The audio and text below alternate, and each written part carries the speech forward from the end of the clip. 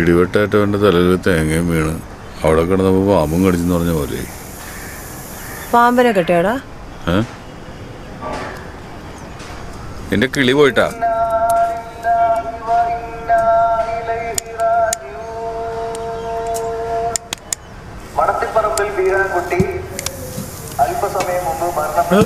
മടത്തിപ്പറമ്പിൽ വീരാൻകുട്ടി, അവിടെ വീരാൻകുട്ടിക്കല്ലേ?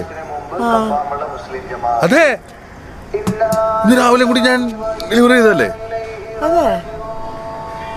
ഓ, regular customer ആയിരുന്നു, അതും പോയി. എടാ, ആള് നല്ല പൂത്ത കാശുള്ള ആളല്ലേ? ഈ മടത്തിപ്പറമ്പിൽ തിയേറ്റർക്കാരുടെ അല്ലേ? ഭയങ്കര ആശ.